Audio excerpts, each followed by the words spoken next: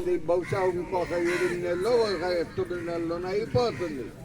అయిపోయిన తర్వాత మళ్ళీ ఇంకొక ప్రాజెక్ట్ ఏనికి ఇవ్వాలి అనే ఉద్దేశంతో ఆ చంద్రబాబు నాయుడు గారి సలహా మీద రామ్మోహన్ నాయుడు గారు ఈ ప్రతిపాదన పెట్టి ఉంటాడు తప్ప నేను సూటిగా అడుగుతున్నా, ఈ సువిశాల భారతదేశంలో ఎక్కడైనా కేవలం కార్గో రవాణా కొరకు ఎయిర్పోర్ట్ ఒక్కటంటే ఒక్కటి ఉందా చెప్పదని నేను అడుగుతున్నా. ఎక్కడ కూడా లేదు లేదు లేదు. ఢిల్లీ కానీ, బొంబాయి కానీ, హైదరాబాద్ కానీ, చెన్నై కానీ, బెంగళూరు కానీ అన్నీ కూడా ఆ పెద్ద పెద్ద మామూలు ఎయిర్పోర్ట్లో ప్రయాణికులు ప్రయాణించే వాటితో పాటు కార్గో కూడా టెర్మినల్ అంటారు. ఆ విధంగా సరుకుల రవాణాకు కూడా ఉపయోగపడేటట్టుగా ఉన్నాయి అంతే. కానీ ప్రత్యేకించి కార్గో ఎయిర్పోర్ట్ అనేది ఎక్కడా కూడా లేదు. ఎందుకంటే అది అంత సులభంగా అది వైబుల్ కాదు. అంటే అది దానంతటా అది నడిచేటటువంటి పరిస్థితి, ఆదాయము ఉండదు ఉండదు ఉండదు. కానీ మనకి ఏం చెప్తారంటే, అమ్మో అది వచ్చేసేస్తే ఎంత అభివృద్ధి జరిగిపోతుందో, బోళ్ళని పెట్టుబడులు వస్తాయి, వేలకు వేల ఉద్యోగాలు వస్తాయి అని చెప్పి మీకు చెప్తా ఉన్నారు. వింటున్నారు కదా. కానీ నేను అడుగుతున్నా, భోగాపురం ఎయిర్పోర్ట్ పని వస్తూ ఉంది. ఎంతమందికి ఉద్యోగాలు కల్పించబడినాయి, రేపు ఎంతమందికి ఉద్యోగాలు వస్తాయో వైట్ పేపర్ శ్వేత పత్రం ప్రచురించమని నేను అడుగుతా ఉన్నాను. రోజు పేపర్లో చూస్తున్నాం చంద్రబాబు నాయుడు గారి 15 మాసాల టైంలో కేబినెట్ మీటింగ్ జరిగింది అంటే ఖచ్చితంగా కొన్ని వేల ఎకరాల ఆ ప్రాజెక్టు, ఈ ప్రాజెక్టు, అన్ని లక్షల కోట్లు పెట్టుబడి, ఇన్ని వేల కోట్లు పెట్టుబడి, ఇన్ని వేల ఉద్యోగాలు, బ్రహ్మాండంగా పేపర్లో ఉద్యోగాలు వాస్తవంగా వచ్చింది. వారు పక్కనే కాదు, మీరు కూడా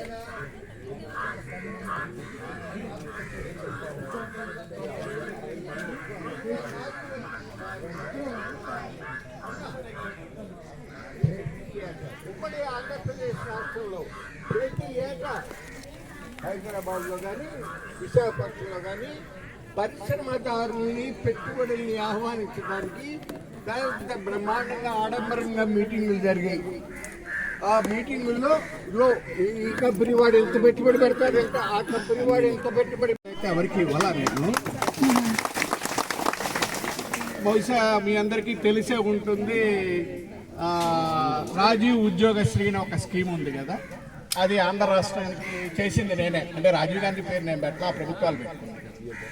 అయితే ఇక్కడ విషయం ఏంటంటే, మనం ఈ ప్రభుత్వం చూస్తే రాబోటి వాడు రాజీనామా చేసి ఈ రోజున మీకోసం రావాల్సిన అగత్యం ఎందుకు వచ్చిందంటే, ఈ ప్రభుత్వాలు ఎలా తయారైందంటే ఆంధ్ర రాష్ట్ర పరిస్థితి, వాడు అటుకంటే ఇటు వస్తుంది, వీడి ఇటుకంటే అడ్డుపోతుంది. కానీ మధ్యలో తన్నించుకునేది ఎవరంటే మనమే, ప్రజలమే. వాళ్ళకేం పోదు. అపోజిషన్లో కూర్చున్నా వాళ్ళ దగ్గర లక్షల కోట్లు ఉంటాయి, పవర్లో ఉన్నా లక్షల కోట్లు ఉంటాయి. అపోజిషన్లో కూర్చున్న 5 ఏళ్ళు కూడా లక్షల కోట్లతో వాళ్ళ రాజ్యం వెళ్తూనే ఉంటారు.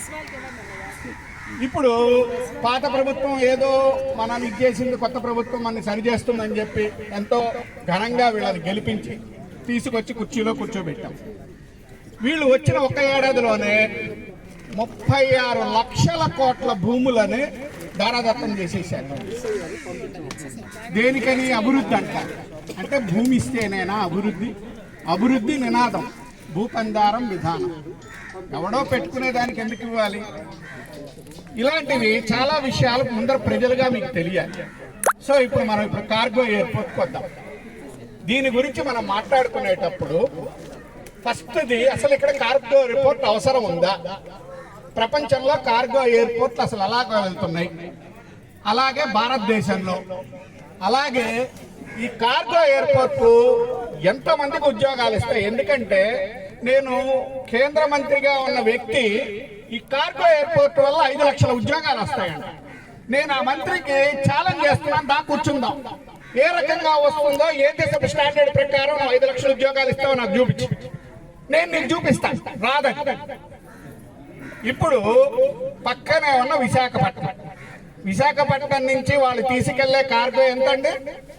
3400 టన్నులు.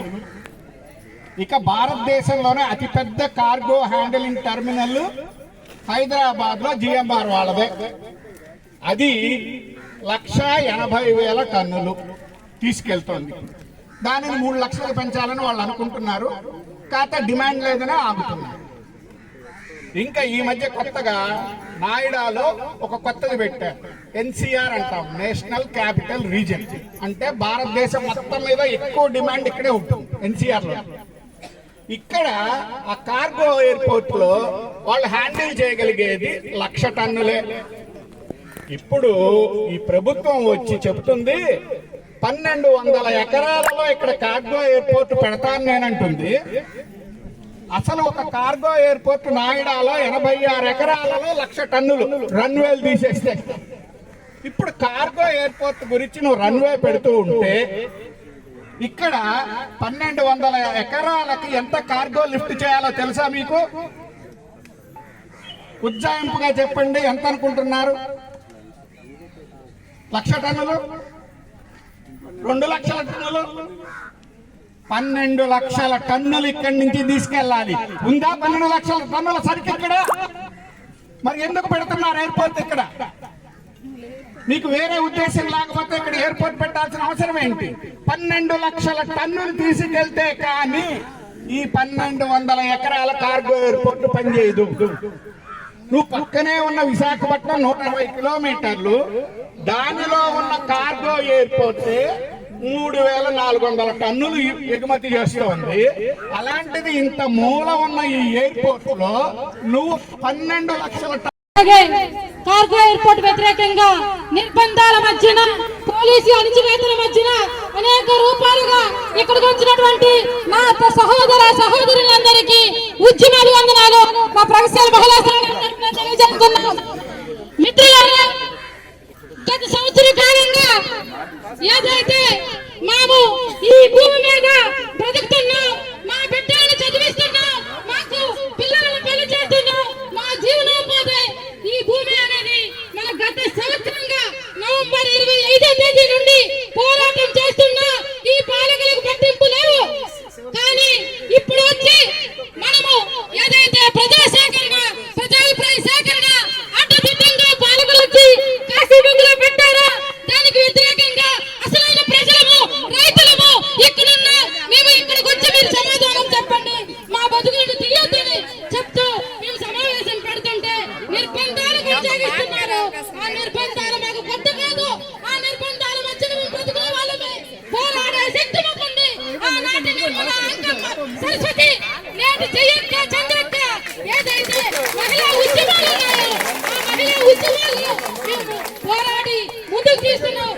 ఒక నిమిషం, ఏదైతే మాకు వంగుతున్నామో ఆ వంగిన చేతులతో కూడా నిర్బంధాల చేతులెత్తి ఈ ఉద్యమాన్ని కొనసాగించగలం. ఆ ఉద్యమానికి నాంది పలుకుతున్నాం. దయచేసి మిత్రులారా, మీరు పోలీసులు ఇబ్బంది పెట్టద్దు. ఎందుకంటే ఈ మహిళల తరఫున ఈ పోరాట శక్తి ఉన్నది. ఆ శక్తిని మీరు అడ్డుకోలేరు. ఏదైతే ఉద్యమాలు కొత్త కాదు, మాకున్న త్యాగాల ఫలితమే ఈ ఉద్యమాలను సాగించగలుగుతాం. ఇప్పటికైనా నీకు ఉన్నటువంటి పాలకులు ఇప్పటికైనా వినిపించుకుంటూ ముందుకు తీసుకుపోవాలని, లేకుంటే మాకు అమరులు నేర్పినటువంటి బాటలున్నాయి, త్యాగాలున్నాయి అనేది దయచేసి చెప్పుకుంటూ ధన్యవాదాలు. కొంచెం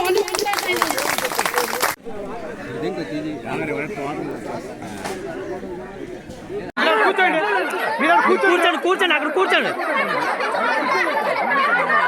మీరు అక్కడ కూర్చోండి, మీరు అక్కడే కూర్చోండి, కూర్చోండి కూర్చోండి కింద కూర్చోండి, కూర్చోండి రోడ్ కింద కూర్చోండి.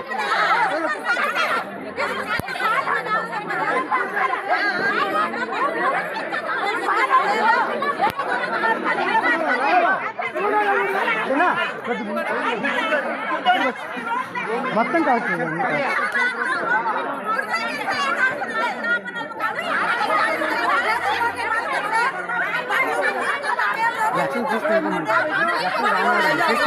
లక్ష్మణ్ పట్టుకుని వెళ్ళిపోయారు. లక్ష్మణ్ పట్టుకుని వెళ్ళిపోయారు.